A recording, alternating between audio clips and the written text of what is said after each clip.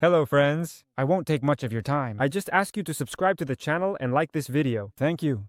I was halfway through my lemon meringue pie, light, tart, and fluffy like Mom always made it, when Nate leaned back in his chair, rested his arm behind his head like he was posing for a photo, and smirked with the kind of smugness only someone fully convinced of their own superiority can pull off without breaking a sweat.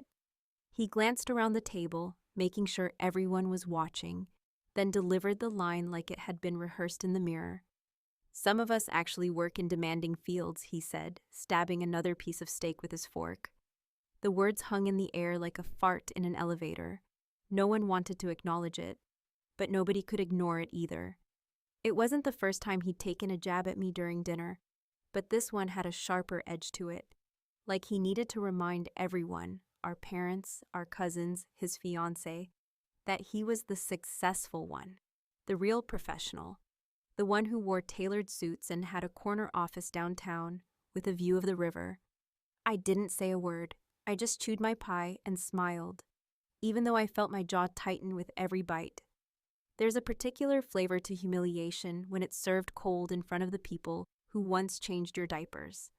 And then, God bless her, Grandma Jean, who was halfway through her third glass of Merlot and had just reached for a dinner roll, tilted her head slightly to the side like she was squinting at a crossword puzzle. She raised one brow and asked, with all the innocence and curiosity of a 5-year-old discovering the world, "Didn't your company just acquire his last week?" The table went dead silent, like someone had cut the audio feed. The only sound was Nate's fork clinking against the edge of his plate as his hand paused midair. He blinked, once, then again, and for the first time in probably 15 years, I saw my brother look genuinely confused. I didn't look at him, I didn't need to. I just kept eating, slower this time, savoring the pie, letting the silence do the work. I could feel every pair of eyes flicking between me and Nate, trying to decode what Grandma had just said, trying to figure out if she had mixed something up or if there was a bigger truth hiding beneath that deceptively simple question. Now, let me give you some context, because I know how this must sound. Like maybe she was just a confused old lady who misspoke. But here's the thing. Grandma Jean might be 85, but she's sharper than most people I know in their 30s. She reads the business section like it's a novel, still balances her checkbook and pen, and she once called out a waiter for trying to scam her on a wine bill. If she said something, she meant it. And if she asked that question, she damn well already knew the answer. Nate didn't respond, not with a word at least. He just forced a small laugh, tight, uncomfortable, and said something like, "What are you talking about, Grandma?" But his voice cracked slightly at the end, and that told me everything I needed to know. He hadn't seen it yet. The acquisition hadn't hit his desk, or maybe it had, but he hadn't read the full documentation. That was the beauty of it. He worked in legal, I worked in tech. Two sides of the same coin, but he never imagined that coin would flip on him. Here's where things start to get fun. You see, I had spent the last 6 years quietly grinding away at a project with 3 other people, an idea that had been laughed at, dismissed, and almost bankrupted me twice. I worked out of coffee shops, shared workspaces, and the back room of a former laundromat turned innovation hub. We didn't have investors with yachts or fancy seed rounds, just sweat, ramen noodles, and a code base built from scratch. So when Nate would show up to family gatherings, always in something pressed and expensive, always talking about mergers, litigation strategies, and how people like Claire didn't understand the real business world, I said nothing, not because I agreed, not because I was ashamed, but because I knew what was coming. And it was so much better than a verbal comeback. It was poetic. Nate's firm, the one he never shut up about, had just completed a multi-million-dollar acquisition that bundled several startups into a tech portfolio buy. One of those companies, buried deep in the legal language, disguised under a shell name, was mine. I had signed the papers 3 weeks ago. The check had cleared last Friday, and as of Monday, my code, my scrappy little creation, was sitting in the back-end architecture of a platform that Nate's department was now responsible for managing. The irony? Delicious. The fact that he didn't even know it yet? Perfect. Here's what I wonder, because I'm curious if any of you have been there. Have you ever had someone look down on you for so long, so consistently, that when you finally get the upper hand, you don't even feel triumphant? Just exhausted. Have you ever had to decide whether to rub it in their face or just let the silence do the work? Because at that table, with everyone staring and the air thick with awkward confusion, I didn't gloat. I didn't smirk. I just took another bite of pie and let him stew. But that was just the first course. Dinner was over. The real feast was yet to begin. Long before that dinner table turned into a quiet battlefield of smirks, forks, and quiet humiliation, there were nights when I stared at the flickering screen of my decade-old laptop, wondering if I was just wasting my life building something no one would ever use, while everyone I knew, especially Nate, climbed the ladder of traditional success, racking up promotions, bonuses, and glassy Instagram-worthy milestones that made my existence look like an unfinished draft in a journal no one would read. I wasn't always silent, I wasn't always smiling, and I definitely wasn't always as composed as I looked that evening. Because the truth is, before I ever got a seat at the table, I had to eat my share of dirt. After getting laid off from a bloated corporate marketing job, one of those positions where the title sounds important but your actual contributions are so diluted you start to forget what you're even good at, I spent almost a year floundering, picking up freelance gigs that barely covered rent, trying to convince myself that maybe I'd find something stable if I just waited long enough. But waiting is a luxury for people who already have something, and I didn't. Not a trust fund, not a backup plan, not even support from my own family who loved me, yes, but always with that asterisk attached. Claire's smart, but she's a bit scattered. Claire's independent, but she could have done more with her degree. Claire's got talent, but she never really settled down. It was during one of those low weeks, while I was house-sitting a friend's apartment with bad plumbing and a mouse problem, that I started sketching out the framework for a tool that solved a very specific problem. Secure real-time collaboration for hybrid teams with embedded compliance tracking, a feature most platforms talked about but none actually delivered properly. I wasn't aiming to change the world, just trying to fix a problem that had screwed me over more than once when working with overseas clients.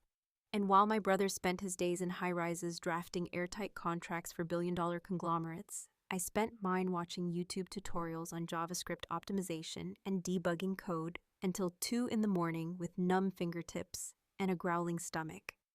Eventually, I found 3 other people, all misfits in their own way. An ex-NSA cryptographer who burned too many bridges, a UX designer recovering from startup burnout, and a 19-year-old prodigy who preferred to remain anonymous even on our internal Slack. We worked in different time zones, across different continents, bound not by money or structure, but by the stubborn belief that we were building something worth more than another bloated app to impress investors with vanity metrics. There were weeks we thought we'd implode. We had no funding, no marketing budget, and absolutely no PR strategy. Just a product that worked better than anything else in the niche it served. We launched a closed beta, word spread. Quietly, without fanfare, without press releases, just users who actually cared telling other users who needed it. A few government contractors picked it up under the table, then a few legal firms, then 2 compliance-heavy fintech firms that were frustrated with their existing tools started sniffing around. Before I knew it, we were getting calls from people we'd never pitched to. That's when I knew we were onto something. That's also when I realized we were a target. The offer came in the most impersonal way imaginable. A generic email from a holding firm, masked behind layers of NDAs, boilerplate language, and non-disclosure clauses that made it clear they weren't just buying a product, they were buying silence. They didn't want branding, or founders doing press tours, or logos plastered across the acquired by banner. They wanted integration, absorption, and invisibility. At first I thought it was shady, then I looked deeper. The shell company was tied eventually to a legal acquisition unit that operated under the firm name of Matheson, Rowe & Klein, a name I knew only because I had seen it monogrammed on my brother's work tote one Thanksgiving, along with that same smug smile he always wore when someone asked what he did for a living. I laughed, not because it was funny, but because fate has a sense of humor that is sharp, slow, and viciously accurate. The documents didn't mention Nate by name, but as I dug into the acquisition structure, cross-referencing legal teams, recognizing patterns in language and deal structuring styles, things I had learned simply by necessity, not because I was supposed to know them, it became clear that his department was directly involved. He might not have drafted the initial offer, but he would have reviewed the contract. He would have touched this deal, even if he didn't realize it. I had a choice. I could walk away, hold out for more, or negotiate like hell. But then I thought about every holiday, every gathering, every moment he'd used me as a prop to make himself look better. I thought about the years of being the one still figuring it out, the way he always laughed a little too loudly when someone brought up startups or remote work like it was a cute hobby.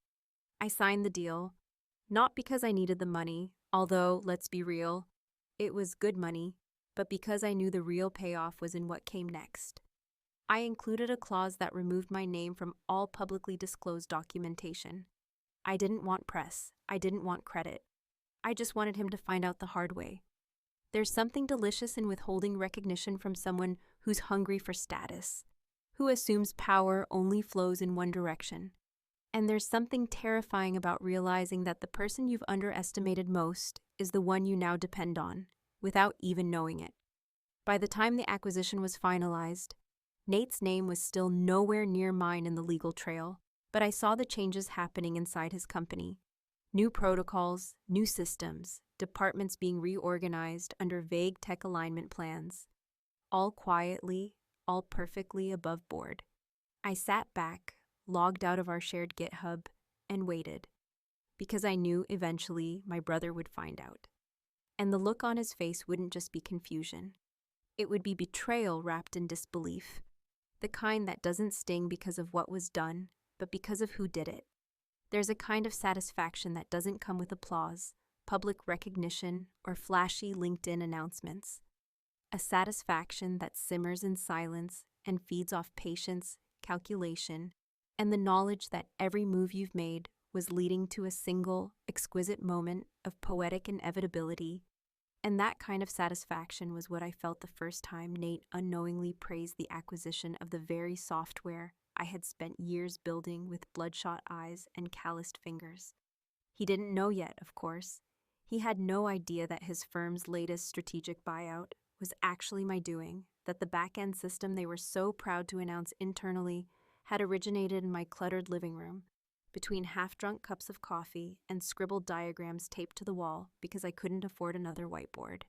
It happened 2 weeks after the deal had closed, during one of those casual family brunches where everyone pretends not to compete but does anyway, where the air is thick with judgment disguised as curiosity, and where Nate, dressed in a jacket that cost more than my entire monthly grocery budget just a year prior, leaned back in his seat with that same goddamn smirk and began talking about the tech integration project his firm had recently greenlit.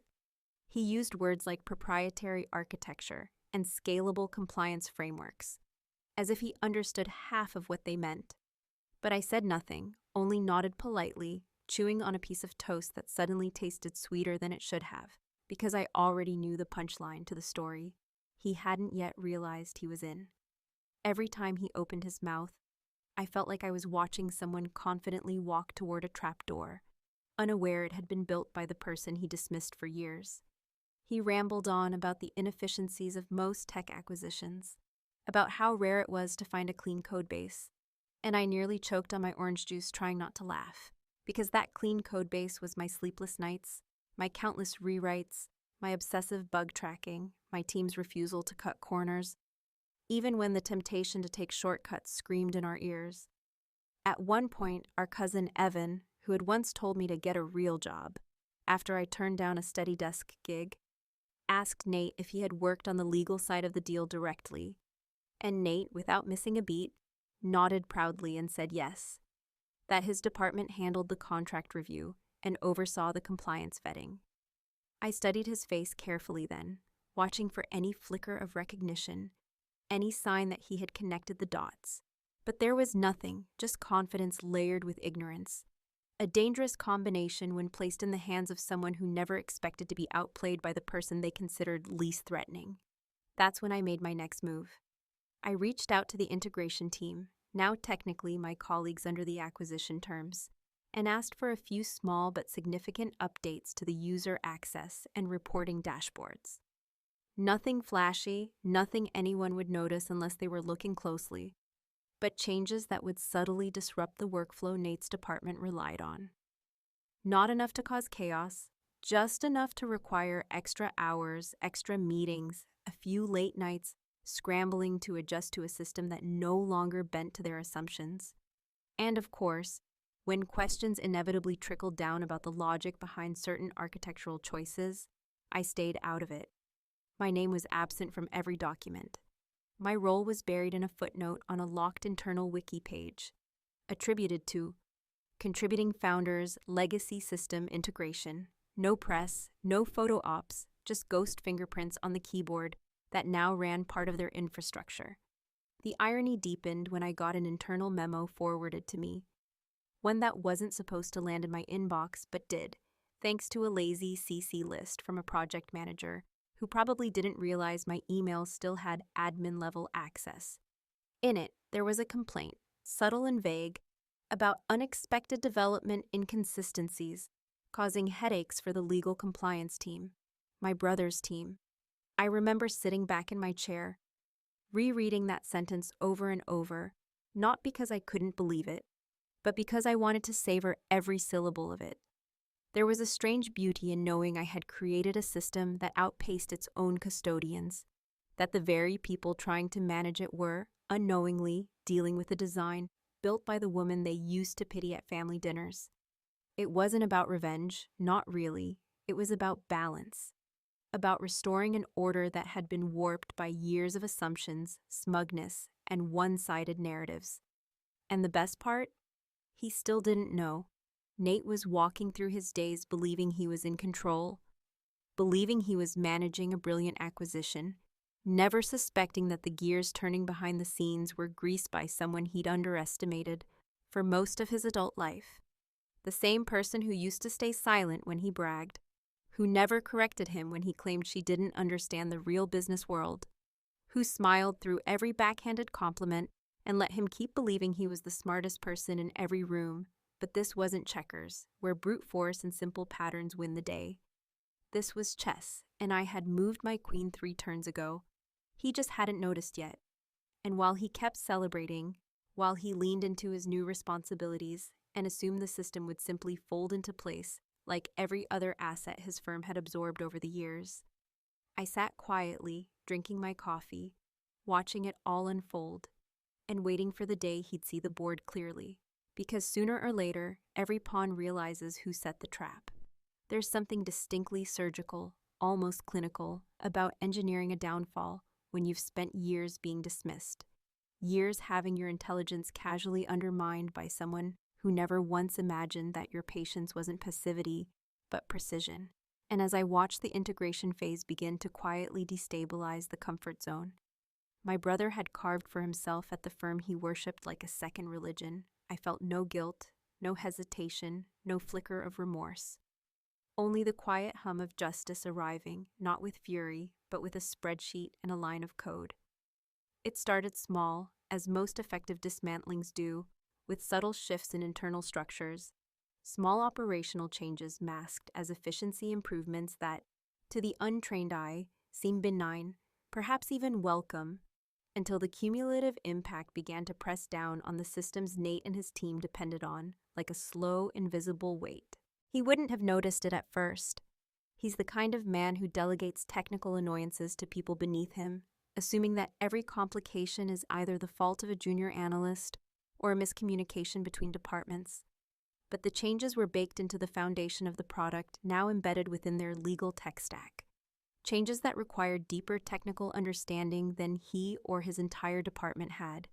And so, while he kept reporting upwards with optimism and boardroom polish, behind him, the very workflows he relied on began demanding more time, more oversight, and more late nights filled with questions his people couldn't answer. I didn't do it to be cruel. I did it to make a point. You see, Nate always believed that power was a product of visibility, that the loudest voice, the firmest handshake, the most expensive watch in the room was the one that dictated outcomes. He believed that showing up with confidence, even if hollow, was enough to earn respect. And for a long time, it worked. He walked into rooms with swagger and left with signatures, but he never stopped to consider that real control solku often comes from those who sit in silence, who observe instead of boast, who hold the keys to the machinery but never advertise that they built it. As the weeks rolled on, I began receiving emails from a familiar name, Arjun Das, one of the senior compliance officers in Nate's department, a sharp, no-nonsense man I'd briefly crossed paths with during the redlining phase of our contract. He was the kind of person who noticed details, and it didn't take long for him to figure out that the system they'd acquired wasn't just a plug-and-play miracle. It was alive, evolving, and not fully understood by the people now in charge of it. His emails were polite, carefully worded, but I could read between the lines. They were struggling. The automated audits weren't syncing properly. Document tagging protocols had begun triggering redundant cross-checks, and user permissions, once streamlined, now required multiple authentication layers, none of which their internal IT could seem to simplify. Every response I gave was professional, detached, technically accurate, but void of any real assistance, because I wasn't there to solve their problems anymore. They had bought a system, not a relationship. And in buying the system without understanding where it came from, they had inherited its creator's silence. Arjun eventually asked if I could hop on a call with Nate directly, just to clarify a few legacy logic branches embedded in the code. I politely declined, citing the finality of my exit per the acquisition terms, and wished them luck navigating the architecture.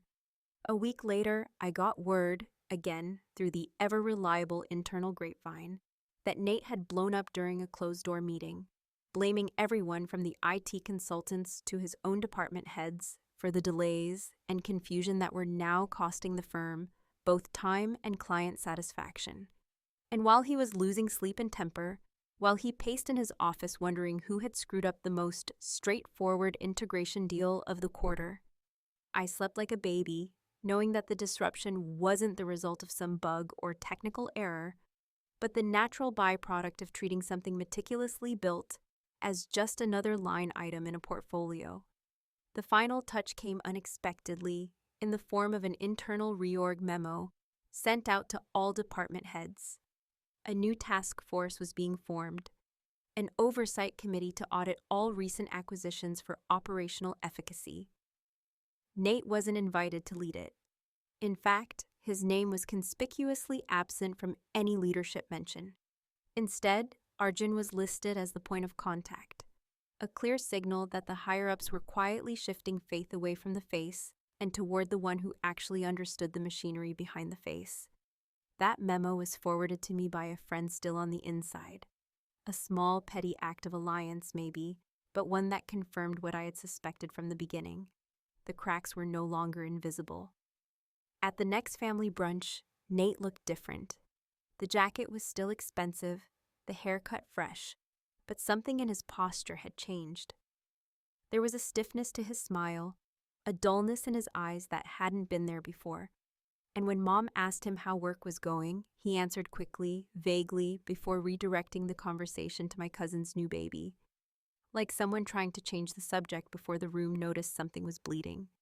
He didn't say a word to me directly, not that day, not even when I offered him the last cinnamon roll from the plate. A peace gesture that was more bait than offering, because I wanted to see if he'd look me in the eye, if he suspected. He didn't. Or maybe he did, and simply couldn't bring himself to ask. That's the thing about control. When you have it, you don't need to flaunt it. And when you lose it, it vanishes quietly, in whispers and red tape, in missed calls and middle-of-the-night email drafts that never get sent. Nate was unraveling not because someone attacked him, but because someone let him believe he was untouchable, right until the moment he wasn't.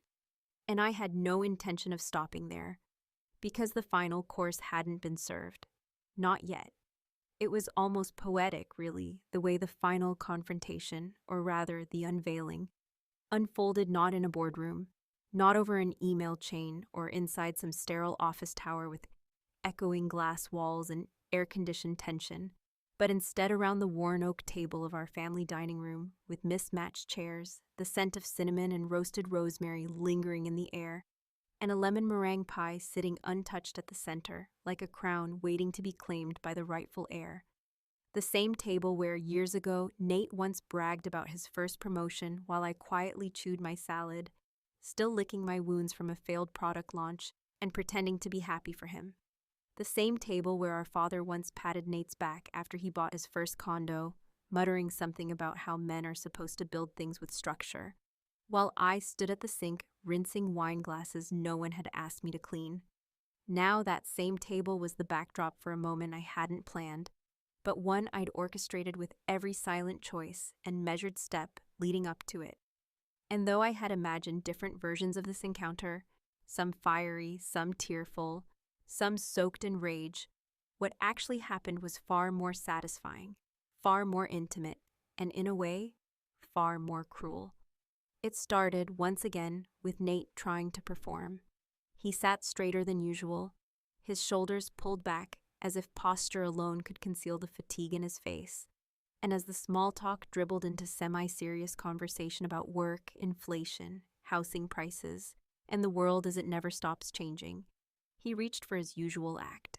The polished professional, the man who carried weight in a room, the man whose success had never been questioned, only assumed. But there was a tremor under the surface, a hesitation in his cadence. The stories were less detailed this time, his anecdotes increasingly vague, and for the first time in what must have been years, he didn't bring up his firm by name. He called it the office, like someone trying to distance himself from a brand he no longer felt sure about. The confidence was still there, but it had a crack in it, just wide enough for someone who knew him well to slip a blade through. I stayed quiet for most of dinner, answering questions when asked, smiling when appropriate, contributing without dominating, letting the evening unfold naturally. I didn't need to dominate the room. I was already the gravity around which it was quietly orbiting. It wasn't until dessert was served again, the lemon meringue, same as the night of the first shot fired, that the moment opened itself like a door someone else had unlocked. Nate made the mistake of trying to reassert control, probably sensing his dwindling grip. He leaned back in his chair with that forced nonchalance, that exact same damn pose from before, and said with a tired smirk, "Some of us have had a hell of a quarter," then added, "Legal's been swamped, especially with tech acquisitions. You wouldn't believe how messy those things get." It wasn't even a direct shot this time, more like a ghost of a jab, a lazy reminder of the hierarchy he thought still existed. But it was enough. And that's when Grandma, sweet, sharp Grandma Jean, who had been silently enjoying her pie with the focused satisfaction of someone who never wastes time or flavor, tilted her head just slightly and asked, "Didn't your company just acquire Claire's last week?" Her tone was soft, almost playful, but her eyes didn't waver. She knew exactly what she was doing. The silence that followed was the kind you can hear echo, the kind that wraps around your neck, not like a noose, but like a scarf soaked in realization. Nate froze. His fork, mid-air, hovered like it had forgotten gravity. He turned to me slowly, his face a map of disbelief, confusion, and the kind of dawning horror that only comes when you realize the punchline of the joke has been written with your name on it all along.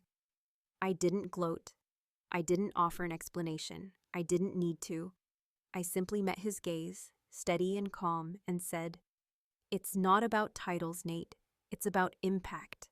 Sometimes the loudest work happens in silence." Then I cut a piece of pie, let it sit on my tongue a moment too long, and set down my fork. Around us, the table remained silent, unsure whether it was witnessing a confession, a triumph, or something more dangerous, something unresolved. Nate didn't speak for the rest of dessert. He didn't look at me. He stared at his plate like it had personally betrayed him, like he was running through every recent meeting, every document, every memo he'd skimmed, searching for my name in invisible ink. I knew that look. It wasn't just defeat. It was the kind of existential collapse that happens when you realize you've been living in a narrative written by someone else. Someone you thought was a side character, maybe even comic relief. When the dishes were cleared, when people started shuffling toward the living room or grabbing coats and leftovers, I stood, offered to help Grandma to her feet, and paused only once, long enough to hear Nate mutter under his breath, "Jesus, how long have you—" But he didn't finish. I didn't answer, I just smiled. The kind of smile that doesn't offer closure, only questions. As I walked out into the cool night air, wrapping my coat tighter around me, I felt something unexpected. Not relief, not joy, but clarity. It wasn't revenge, it was restoration. A rebalancing of weight that had been uneven for too long. And still, as satisfying as it was, I couldn't help but wonder if I'd gone too far. Maybe he didn't deserve the full unraveling. Maybe I could have let him find out gently, could have told him in private, offered him the truth with dignity. But then again, maybe not. Because sometimes dignity has to be taken back, not given. And sometimes the most powerful thing you can do is simply let someone sit with the taste of their own arrogance, unmixed, unsoftened, as bitter as they always assumed yours would be. And that's where I'll leave it. Because the truth is, stories like this don't end cleanly. They echo, they haunt, they hang in the air like a question no one is brave enough to answer. So you tell me, was I right? Or did I just become what I swore I'd never be? Either way, I didn't lose. And neither did the pie.